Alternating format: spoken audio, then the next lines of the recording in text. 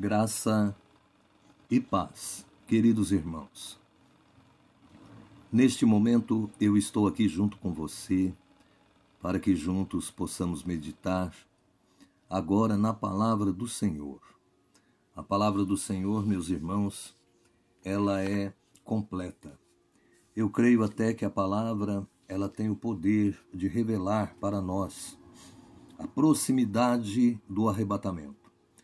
O arrebatamento está, sim, para acontecer. Depois que acontecer o arrebatamento, começará então a tribulação. E eu quero ler alguns versículos da palavra do Senhor neste momento, para que juntos nós possamos meditar e você compreender mais e mais o quanto está perto o arrebatamento. O arrebatamento se aproxima. A cada dia que nós vivemos neste mundo, nós sabemos que a promessa do Senhor, ela está para ser cumprida e o Senhor, em breve, buscará a sua igreja. Em Mateus 25, falando sobre o sermão profético e a parábola das 10 virgens, a palavra, ela nos diz: então o reino do céu será semelhante a 10 virgens, que tomando as suas lâmpadas saíram ao encontro do esposo. Então eu vou ler apenas alguns versículos e comentar com você. É interessante, meus irmãos, que essas moças, 10 virgens, elas tinham um propósito, e é o que a igreja hoje precisa ter. Nós precisamos de continuamente ter o propósito em nosso coração, que é a esperança da nossa redenção, ou seja, esperar o arrebatamento, esperar o nosso Salvador, que virá buscar a sua igreja. Interessante aqui que as 10 virgens, elas estavam com este propósito. Ela tinha isto no seu coração e estavam posicionadas, esperando o noivo.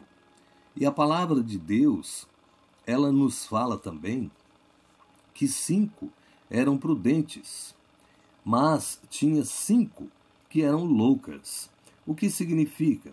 Significa que as pessoas que são prudentes, elas estão constantemente em vigilância.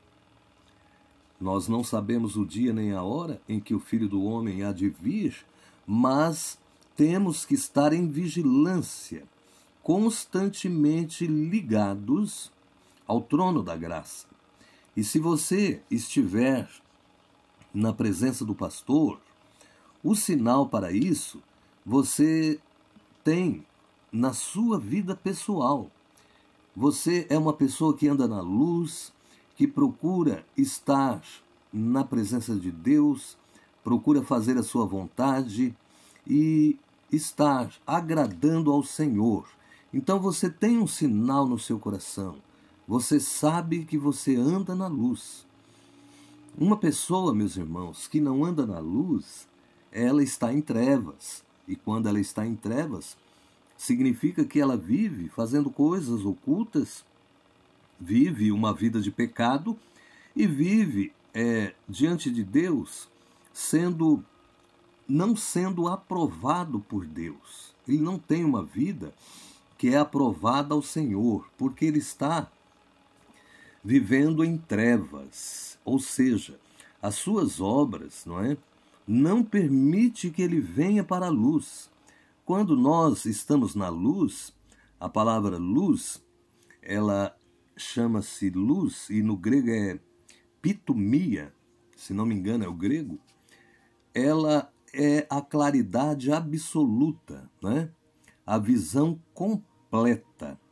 E quando a pessoa está vivendo na luz, ele não tem medo, ele não tem segurança, ele anda de cabeça erguida, porque nós podemos até pegar um exemplo de vamos supor aí, um traficante, que comete crimes, ele não tem segurança para andar na sociedade de cabeça erguida.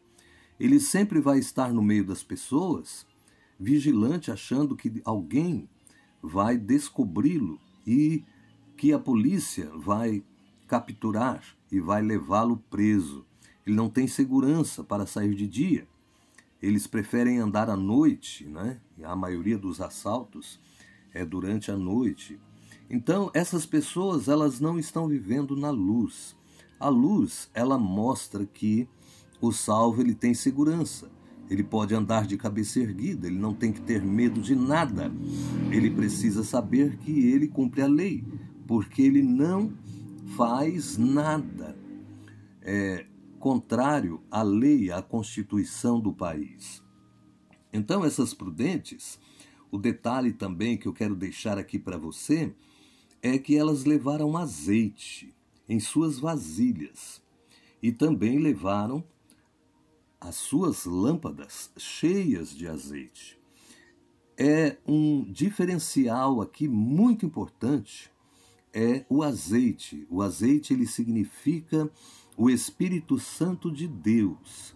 Então, quando você tem comunhão, quando você está sempre na casa do Senhor, buscando a presença do Senhor, você é uma pessoa que lê a palavra de Deus e medita nela, como diz os Salmos, de dia e de noite, Salmo número 1, então você vai estar com azeite, ou seja, você vai ter a presença do Espírito Santo de Deus na sua vida. O Espírito Santo de Deus, ele se manifesta na sua vida. E quando o Espírito Santo de Deus ele se faz presente, nós não partimos para a ignorância, a arrogância, nós não destacamos o nosso eu, o nosso egoísmo, nós não procuramos ser melhor do que as outras pessoas, né? A gente tem humildade e anda firmemente com o nosso Senhor. Então, é preciso ter a lâmpada, ou seja, a luz da nossa vida, sempre com a presença do Espírito Santo, cheia de azeite. E também carregar uma reserva. Uma reserva significa que quando você está enfrentando algum perigo, naquele momento talvez você não pode orar, ou você está em uma situação que não condiz, não é, com a comunhão, você tem uma reserva, você tem uma proteção especial de Deus, mesmo naquele momento. Por quê? Porque você tem uma vida de comunhão, tem uma vida de oração, tem uma vida de busca da presença de Deus, não é? E o Espírito Santo do Senhor, ele te protege, ele te guarda, ele faz com que você seja abençoado, mesmo diante das adversidades, diante dos problemas ou de alguma situação difícil. Então é por isso que nós temos que ter o Espírito Santo em nós, esta presença em nós. É muito importante nós, quando estamos sozinhos, andando, dirigindo um carro ou no nosso trabalho, a gente parar alguns instantes e pensar e pedir que o Espírito Santo nos ajude, nos auxilie, fazer uma adoração, né? Glorificar o Pai em espírito, ali em silêncio, e pedir ao Senhor a bênção para o trabalho, para a família, para a nossa vida pessoal, numa oração em espírito, agradá-lo, né? Declarar o nosso amor, dizer: Espírito Santo, é muito bom ter a tua presença aqui. Eu me alegro contigo. Eu quero que esteja comigo. Então, esta comunhão, meus irmãos, é o azeite. O azeite, ele vai fazer com que nós possamos ouvir o clamor. Quando chegar o momento do arrebatamento, a igreja será avisada. E aqui a palavra diz que às 10 elas dormiram, elas cochilaram. Mas mesmo assim, elas não deixaram de ouvir o clamor. Quando gritou-se à meia-noite que o noivo vinha chegando, elas acordaram. Então a igreja do Senhor, ela precisa saber que quando ela está na posição, não importa o lugar que ela esteja, a não ser um lugar que o Senhor não aprova, não é? Mas não importa o lugar, quando o arrebatamento acontecer, ela será tomada desta terra para ir ao encontro do Senhor nos ares, né? E ela vai poder ouvir este clamor. E esta trombeta que vai tocar, a trombeta de Deus tocará. E você vai conseguir ouvir a trombeta tocando. E se a pessoa estiver, não é, como as 5 virgens loucas, não estavam preparadas, não vai ter tempo de ir comprar azeite, não vai ter tempo de se consertar diante de Deus. Vai ser tão rápido, né, o rapto da igreja, dos salvos, que não vai haver tempo, não vai haver tempo para arrependimento. Então é por isso que nós precisamos estar em comunhão, andar na luz. Este será, meus irmãos, o diferencial, vai ser o diferencial das pessoas que não serão salvas, né? O diferencial entre o salvo e o não salvo, entre o que vai ser ou não arrebatado. Então, os que serão arrebatados, eles vão estar vigilantes, né? Eles vão estar preparados, eles vão dizer, no momento que ouvir a trombeta de Deus tocando, eles vão dizer, é o arrebatamento. Senhor, toma minha vida, eu estou nas tuas mãos agora, e num abrir e fechar de olhos, a igreja será tomada. Os salvos nos 4 cantos da terra será levado, não é? E aquelas virgens loucas que foram atrás do azeite, foram comprar azeite porque não possuíam, ou seja, não tinham histórico de comunhão, como eu descrevi neste pequeno vídeo, elas foram comprar azeite e perderam a oportunidade de entrar para as bodas do Cordeiro. Então as que estavam preparadas, as 5 virgens que estavam preparadas, elas foram arrebatadas. Eu espero que nós sempre estejamos na posição.